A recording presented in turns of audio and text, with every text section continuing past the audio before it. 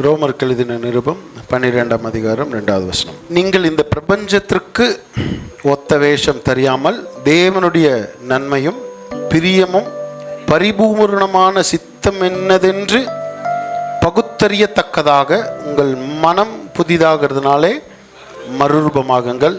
உங்கள் மனம் புதிதாகிறதுனாலே மறுரூபமாகுங்கள் அப்படின்னு சொல்லும்போது அங்கே ஒரு கூட்டுப்புழு வண்ணத்து பூச்சியா மாறுகிற அந்த மெட்டமாஃபாசிஸ் அப்படின்னு ஏற்கனவே நம்ம அதை பற்றி நிறைய சொல்லியிருக்கிறோம். மெட்டமாஃபாசிஸ் அப்படின்னு சொல்லி சயின்ஸில் ஒரு வேர்டு இருக்குது. அந்த மெட்டமாஃபாசிஸ்னால் ஒரு கூட்டுப்புழு என்ன ஆகுது, வண்ணத்து பூச்சியா மாறுகிற அந்த நிலை மாறுகிற லெவல்ஸ், அது ஒவ்வொரு நிலையிலும் என்ன ஆகுதுன்னா அது மாறுது. இப்போ இந்த இடத்துல மறுரூபமாகுங்கள் அப்படின்னு சொல்லி அப்போஸ்தலனாகிய பவுல் எழுதும்போது இந்த மெட்டமாஃபாசிஸ் அப்படி எப்படி ஒரு கூட்டுப்புழி என்னவா மாறும். புழுவை பார்க்கும்போது அது அவ்வளோ நல்லா அவ்வளோ அழகாக இருக்காது.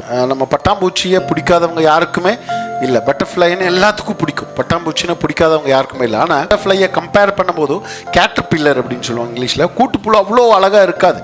அந்த அளவுக்கு அது ரசிக்கத்தக்கதாக அழகானதாக இருக்காது. ஆனால் அந்த கூட்டுப்புழுக்குள்ளே தான் என்ன இருக்குது, ஒரு வண்ணத்து பூச்சி மறைந்து இருக்கிறது, ஒளிந்து இருக்கிறது. அப்போ அந்த கூட்டுப்புழு வண்ணத்து பூச்சியாக மாறணும்னா அது ஒரு சில நிலைகளை எல்லாம் என்ன ஆகணும், அது கடந்து ஒரு சில லெவல்ஸ் எல்லாத்தையும் என்ன பண்ணணும், அது கடந்து வர வேண்டும். எவ்வளோ பேர் ஆமென் சொல்கிறீங்க? அப்போ அந்த கூட்டுப்புழு வண்ணத்து பூச்சியாக மாறுறதுக்கு என்ன இருக்குது, அது ஒரு பெரிய ப்ராசஸ் இருக்குது. இப்போ இந்த கிறிஸ்டியானிட்டியில் தேவன் அங்கங்கே என்ன பண்ணுறாருன்னா ஒரு சில அற்புதங்களை செய்கிறார். ஆனால் நான் ஏற்கனவே உங்களுக்கு சொல்லியிருக்கேன், நீங்கள் அதை எப்படி எடுத்துக்கிட்டாலும் சரி, ஒரு தேவ பிள்ளைக்கு பெஸ்ட்டு மிரக்கிள் இல்லையே. இப்போ என்னை பொறுத்தளவுக்கு மிரக்கிள்ஸா இல்லை பிளெஸ்ஸிங்ஸான்னு கேட்கும்போது நான் நிச்சயம் என்ன சொல்லுவேன்னா பிளெஸ்ஸிங்ஸ் தான் ரொம்ப பெருசுன்னு சொல்லுவேன். புரியுதுங்களா? ஒரு தேவ பிள்ளை மிரக்கிளாக பிளெஸ்ஸிங்கான்னு வரும்போது நீங்கள் சூஸ் பண்ண வேண்டியது எது என்னன்னா பிளெஸ்ஸிங் தான், மிரக்கிள்ஸ் இல்லை. ஆண்டவர் அறியாதவர்களுக்கு ஆண்டவரை அவர்கள் அறிந்து கொள்வதற்காக என்ன தேவைப்படுதுன்னா அற்புத அடையாளங்கள் தேவைப்படுது. ஆனால் ஒரு தேவ பிள்ளைக்கு என்ன தேவையில்லை, அற்புதங்களும் அடையாளங்களும் தேவை இல்லை. அப்படி ஒருவேளை அடையாளங்கள் உங்க வாழ்க்கையில வந்தாலும் அற்புத அடையாளங்கள் நம்மளுடைய பெஸ்ட் இல்லை. miracles are not the best for God's children. தேவ பிள்ளைகளுக்கு தேவன் என்ன வச்சிருக்காருன்னா blessings வச்சிருக்கிறார். miracles இல்லை, என்ன வச்சிருக்காரு, blessings வச்சிருக்காரு. ஆண்டவர் கண்மலையை பார்த்து மோசையை பேச சொன்னார். ஆனால் இவன் என்ன, தண்ணி வந்துச்சா வரலையா, தண்ணி வந்துச்சு. ஆண்டவர் என்ன பண்ண சொன்னார், பேச சொன்னார். ஆனால் மோசை என்ன பண்ணான், அடித்தான். அடித்தாலும் என்ன ஆச்சு, தண்ணி வந்துச்சு. இப்போ மிரக்கிள் நடந்துச்சு. என்ன அதுக்கு பின்னாடி நீங்கள் பார்த்தீங்கன்னா ஆண்டவருக்கு அது அவ்வளோ சந்தோஷமாக இருக்குல்ல.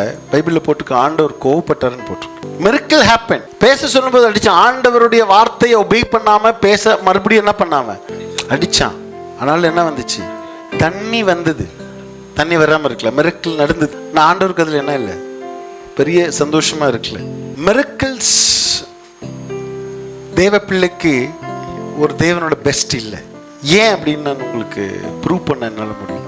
பாருங்க, ஒரு அற்புதம் அப்படின்னு சொல்லும்போது என்ன அர்த்தம், ஒரு அற்புதம் நடக்கணும்னா உங்களுக்கு என்ன இருக்கணும், ஒரு அத்தியாவசியமான ஒரு தேவை, மிக முக்கியமான ஒரு கட்டம், ஏதோ ஒரு புரியுதுங்களா, ஒரு இக்கட்டு, ஒரு சூழ்நிலை, ஒரு ப்ராப்ளம், ஏதோ ஒண்ணுல நீங்க பயங்கரமா சிக்கிட்டு இருக்கிற நேரத்தில் தான் உங்களுக்கு என்ன தேவைப்படுது, ஒரு மிரக்கிள் தேவைப்படுது. அப்ப எனக்கு ஒரு மிரக்கிள் வேணும் அப்படின்னா நம்ம எங்க இருக்கிறோம், பயங்கரமான இக்கட்டான மோசமான சூழ்நிலைக்குள்ள இருக்கும்போது தான். நீங்க சரித்திரத்தை எடுத்து பாருங்க. சிவந்த சமுத்திரத்துக்கு முன்னாடி தான் ஒரு அற்புதம் தேவைப்பட்டுச்சு. யோர்தானுக்கு முன்னாடி தான் ஒரு அற்புதம் தேவைப்பட்டுச்சு. புரியுச்சுங்களா? யோர்தானுக்கு முன்னாடி, எரிகோக்கு முன்னாடி ஒரு அற்புதம் தேவைப்பட்டுச்சு. அப்போ ஆண்டவர் அற்புதம் செஞ்ச எல்லா இடத்தையும் பாருங்க, அப்படிப்பட்ட ஒரு சூழ்நிலையில். இப்ப நான் சொல்லும் போது கூட இங்க பயங்கரமான தண்ணி என்ன ஆச்சு, தேவைப்பட்டது. பசி எடுத்துச்சு, அண்ணா என்ன ஆச்சு, வானத்திலிருந்து விழுந்தது. அப்போ எல்லா அற்புதங்களும் மனிதனுடைய அத்தியாவசியமான ரொம்ப இக்கட்டான மோசமான ஒரு தேவையில தான் ஆண்டவர் அப்படிப்பட்ட அற்புதங்களை செய்தாரு. செய்ய வேண்டிய அவசியமும் இருந்தது. நான் உங்களுக்கு ஒன்று சொல்லட்டுங்களா, if you are walking in blessings, உங்களுக்கு அந்த மிரக்கிளே தேவைப்படாது. blessingல வாக் பண்ணும்போது உங்களுக்கு என்ன தேவையில்லை, அற்புதங்கள் தேவை என்ற ஒரு இடத்துக்கு நீ வரவே மாட்டேன். அதுதான் blessing உடைய பவர். ஒரு தேவ பிள்ளை அற்புதத்துக்காக ஜெபிக்கணுமா ஆசீர்வாதத்துக்காக ஜெபிக்கணுமானா ஆசீர்வாதத்துக்காக தான் ஜெபிக்கணும். ஒரு நல்ல எக்ஸாம்பிள் சொல்றேன். பைபிள்லயே ரொம்ப blessed யார் சொல்லுங்க பார்க்கலாம், ஆபிரகாம். Very good. ஆபிரகாமோட லைஃப்ல பாத்தீங்கன்னா பெரிய மிரக்கிள்ஸ் எல்லாம் எங்கேயுமே பார்க்க முடியும். என்னன்னா he was walking in the blessings. ஆண்டவர் சொன்னா நான் உன்னை ஆசீர்வதிப்பேன், உனக்கு அற்புதம் செய்வேன்னு சொல்றேன். நான் உன்னை ஆசீர்வதிப்பேன், உன்னை மற்றவர்களுக்கு ஆசீர்வதிப்பாக வைப்பேன். உன்னை நான் என்ன பண்ணுவேன்? ஆசீர்வதிப்பேன். இன்னொன்று, உன் மேலே இருக்கிற ஆசீர்வாதத்தை எல்லாரும் பார்ப்பாங்க. அது மூலமாக உன்னையும் மற்றவங்களுக்கு ஆசீர்வாதமாக வைப்பேன். இப்போ மிரக்கிள்ஸ் தேவனுடைய பெஸ்ட் இல்லை, தேவ பிள்ளைகளுக்கு ஸ்பெசிஃபிக்காக. ஆண்டவர் அறியாதவங்களை பற்றி பேசலாம். ஆண்டவரை அறிந்தவர்களுக்கு அற்புதங்கள் தேவனுடைய பெஸ்ட் இல்லை. அற்புதங்கள் இன்னொன்று, நமக்கு அது நிரந்தரமும் இல்லை. இன்னொரு எக்ஸாம்பிள் சொல்கிறேன் நான். நம்ம பயங்கரமாக கடனாகி அந்த கடன்ல இருந்து எனக்கு ஒரு விடுதலை வேணும் ஆண்டவரே, ஒரு அற்புதம் செய்யுங்கன்னு சொல்லலாம். ஆனால் அந்த கடனே ஆகாமல் நம்மளை வாழ வைக்கிறது தான் பிளெஸிங்ஸ். கடன் ஆனதுக்கப்புறம் ஆண்டவரே எனக்கு எதாவது செய்யுங்கன்னு, அதுக்கு பேர் என்ன? மிரக்கிள். அப்போ அந்த கடன் ஆகாத ஒரு வாழ்க்கைக்குள்ள அந்த ஆண்டவர் நம்மளை நடத்துகிற இருப்பார் அழகா. அதுக்கு பேர் என்னன்னா ஆசீர்வாதம். when you are walking in blessing, நீங்கள் ஆசீர்வாதத்தில் நடக்கும்போது ஒரு நாளும் ஒருபோதும் உங்களுக்கு ஒரு அற்புதம் தேவைப்படவே படாது. நீங்க மற்றவங்களுடைய அற்புதத்துக்காக ஜெபிக்கலாம், உங்களுக்கு ஒரு அற்புதம் என்ன ஆகாது? தேவைப்படாது. ஆனா ஒரு தேவ பிள்ளை அற்புதத்தை கேட்கக்கூடாது. எதை கேட்கணும்? ஆசீர்வாதங்கள். You have to walk in the blessings of God. அதுக்கு தான் சொல்றேன். அப்போ ஒரு கூட்டு புழு என்ன ஆகுது? வண்ணத்து பூச்சியா மாறுறதுக்கு என்ன இருக்குது? ஒரு ப்ராசஸ் இருக்கு. ஒரு கூட்டு புழு வண்ணத்து பூச்சியா மாறுறதுக்கு என்ன இருக்குது? ஒரு ப்ராசஸ்.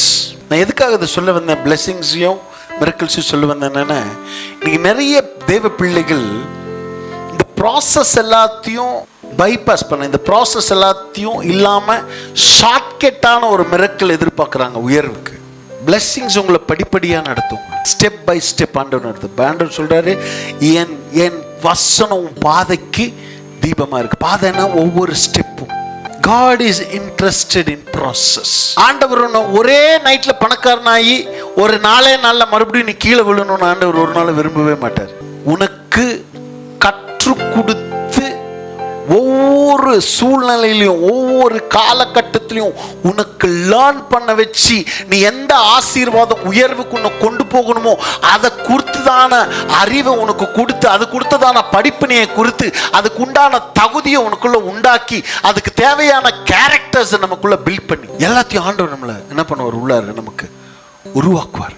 கிறிஸ்டியன் லைஃப்ல தேவன் நமக்காக வைத்திருக்கிற அந்த ப்ராசஸ்.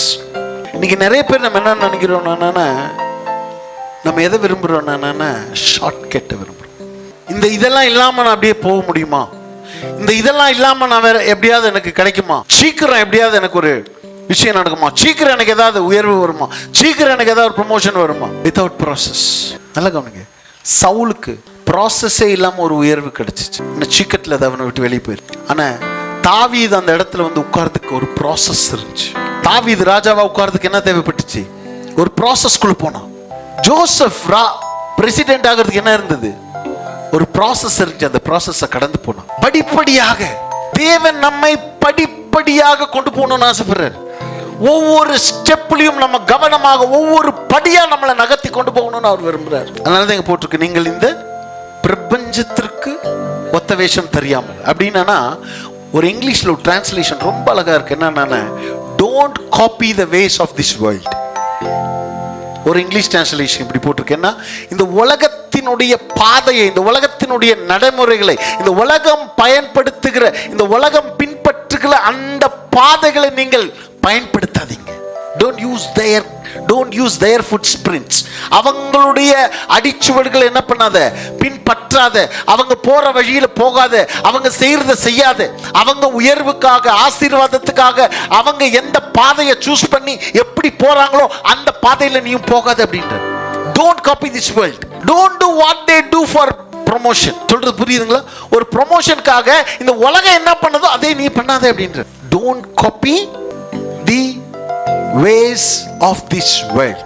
அதான் இந்த வசனத்துக்கு அர்த்தம். நீங்கள் இந்த பிரபஞ்சத்திற்கு ஒத்த வேஷம் தெரியாம, இந்த பிரபஞ்சத்தோட ஒத்து போகாது. இந்த பிரபஞ்சம் எதை பின்பற்றதோ அதை பின்பற்றாத. இந்த பிரபஞ்சம் எப்படி உயரணும், இந்த பிரபஞ்சம் எப்படி நம்ம உயர்வுக்கான எந்தெந்த வழிமுறைகளை இந்த பிரபஞ்சம் பின்பற்றதோ அந்த வழிமுறையை நீ பின்பற்றாத.